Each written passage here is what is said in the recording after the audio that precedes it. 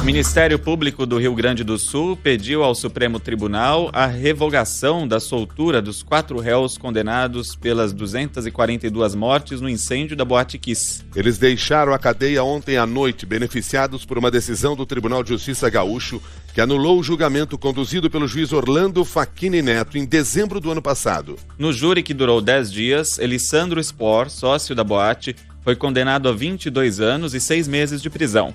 O outro sócio, Mauro Hoffman, a 19 anos e 6 meses. E os músicos Marcelo de Jesus e Luciano Bonilha pegaram 18 anos de prisão cada um. Os advogados afirmaram que os condenados não tiveram um julgamento justo e o júri teve falhas.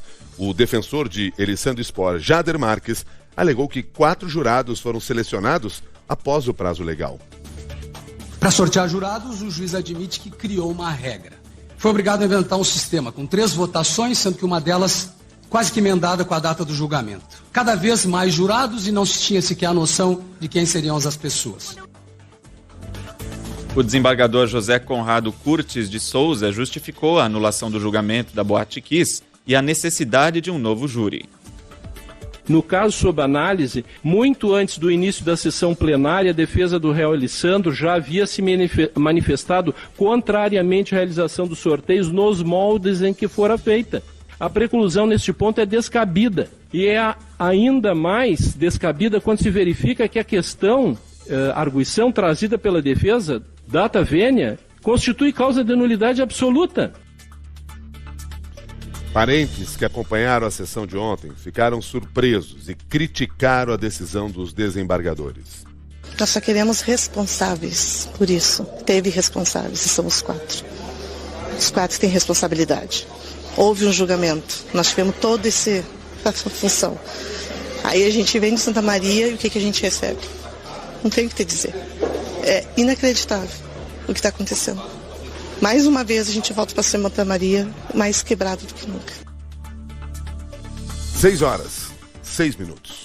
O 5G começa a funcionar hoje em São Paulo a partir das 8 horas da manhã. A cidade é a 5ª capital a receber a tecnologia no país, depois de Brasília, Belo Horizonte, Porto Alegre e João Pessoa. Segundo a Anatel, o início da operação deve contar com a ativação de cerca de 1.400 antenas e cobrir 25% da área urbana. A cobertura está concentrada no centro expandido, entre as marginais Tietê e Pinheiros, e pega também uma parte da Zona Oeste e da Zona Sul. Segundo a agência reguladora, a área de maior concentração de antenas é também onde há maior concentração de prédios empresariais, polos de empregos e famílias com maior poder aquisitivo. O engenheiro eletrônico Rui Rede, especialista em compliance, inovação e automação, destacou algumas vantagens do 5G nos aparelhos celulares. Ela é pelo menos 4 vezes mais rápida do que o 4G. É muito gritante a rapidez com que isso acontece. Outra coisa importante é o que se chama tempo de latência, né? Embora seja muito técnico, é o tempo de resposta entre ir e voltar. Ele vai baixar de 80 milissegundos para 1 a 4 milissegundos, quer dizer que é quase que de 20 a 80 vezes mais rápida essa resposta, né? Por exemplo, se você consegue concentração muito grande de pessoas em um determinado local, 10 mil dispositivos, um estádio de futebol, por exemplo, 10 mil dispositivos ligados ao mesmo tempo, ele acaba criando um congestionamento. Com o 5G poderia estar o estádio todo ou até mais de um estádio em termos de quantidade de pessoas.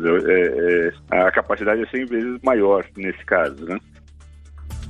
São 6h08. O Comitê de Política Monetária do Banco Central subiu a taxa básica de juros pela 12ª vez seguida. A Selic passou de 13,25% para 13,75% ao ano. A última vez que os juros chegaram a esse patamar foi em dezembro de 2016. O Copom alegou que a inflação no mundo permanece elevada, que há incertezas sobre as contas públicas do Brasil e os estímulos fiscais que o governo concedeu podem sustentar o consumo, mas resultar em mais inflação. O Banco Central avisou que vai avaliar a necessidade de um novo aumento dos juros de menor intensidade na reunião do mês que vem. 6h09. O Senado e a Câmara dos Deputados aprovaram a medida provisória que regulamenta o home office e altera regras do auxílio alimentação O texto permite de forma permanente um modelo híbrido e concede prioridade a pessoas com deficiência e pais de crianças de até 4 anos para as vagas no teletrabalho. O relator da proposta, deputado Paulo Pereira da Silva, queria que as regras do trabalho remoto fossem definidas em negociação coletiva entre sindicatos e empresas. Ele aceitou a previsão de contrato individual entre patrões e empregados, defendida pelo governo na medida provisória original, mas destacou que o acordo coletivo teria sido melhor. Por exemplo, se uma empresa tem lá 4, 5 trabalhadores, tudo bem de você fazer lá o acordo individual, porque são 4 ou 5 pessoas. Mas eu conheço empresa que tem 10 mil funcionários e tem apenas 600, 700 trabalhando internamente. Aí você vai fazer um acordo individual com 9.300 pessoas.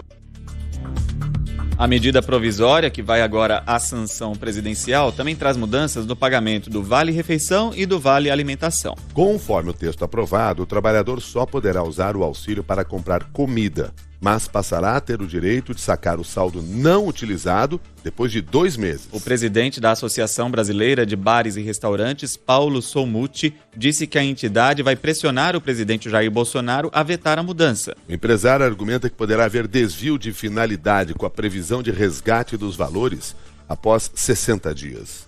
O governo tem a possibilidade, o presidente da República, de vetar essas distorções. E a gente vai trabalhar junto à presidência da República para corrigir esses problemas, porque seria muito ruim deixar que vá para frente uma medida tão incoerente e nociva aos interesses, repito, não só dos bares, restaurantes e supermercados. E a Câmara dos Deputados aprovou um projeto que obriga os planos de saúde a cobrirem tratamentos e procedimentos que estão fora da lista estabelecida pela ANS, a Agência Nacional de Saúde Suplementar. Na prática, o texto derruba uma restrição imposta em junho pelo Superior Tribunal de Justiça, que entendeu que os planos só precisam cobrir o que está na lista. O projeto segue agora para votação no Senado.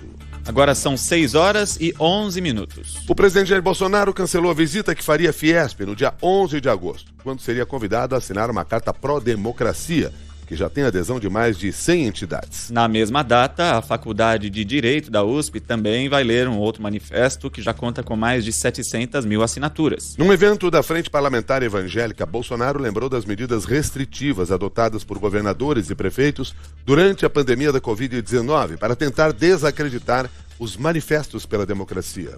Prenderam mulheres, fizeram barbaridades. Ninguém falou a palavra democracia. Tudo podia ser feito. Eu, respeitosamente, vocês sabem, fui contra tudo isso. Até quando certos direitos foram suprimidos por alguns prefeitos e governadores. Direitos esses, que nem eu, caso tivesse o apoio do parlamento e aprovasse um decreto de estado de sítio, teria esse poder. Vocês todos sentiram um pouco do que é ditadura. E nenhum daqueles que assinam cartinhas por aí se manifestaram naquele momento. Nós continuamos dentro das 4 linhas.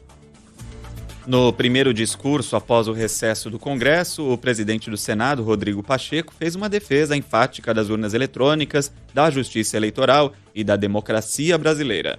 As urnas eletrônicas sempre foram motivo de orgulho nacional e trouxeram, nestes 26 anos de uso no Brasil, transparência, confiabilidade e velocidade na apuração do resultado das eleições. Elas têm se constituído em ferramenta poderosa contra vícios eleitorais muito frequentes na época do voto em papel.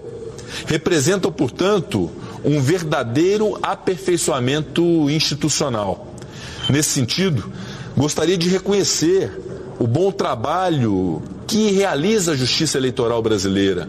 Se vivemos hoje em um Estado de Direito e um Estado democrático, que nós conhecemos como Estado Democrático de Direito, é porque lutamos no passado por esse ideal. As Forças Armadas vão levar 10 dias para inspecionar os códigos-fonte do sistema da urna eletrônica. Apesar de os dados já estarem disponíveis há quase um ano, os militares só começaram o trabalho ontem, a pedido do ministro da Defesa, Paulo Sérgio Nogueira. O Ministério Público Federal, a Universidade Federal do Rio Grande do Sul e o Senado, por exemplo, levaram 3 dias, cada um, para fazer o mesmo exame. Continuamos com os principais destaques do Jornal da CBN. O Supremo Tribunal Federal retoma hoje o julgamento que vai decidir se a nova lei de improbidade administrativa tem efeito retroativo. Se o STF entender que a lei pode retroagir, a decisão vai gerar absolvição de condenados às vésperas das eleições. Entre os políticos que podem ser beneficiados estão o ex-ministro Eduardo Pazuello, presidente da Câmara Arthur Lira e os ex-governadores Antony Garotinho e José Roberto Arruda. O Procurador-Geral da República, Augusto Aras, alertou que há risco de insegurança jurídica se a retroatividade for aprovada.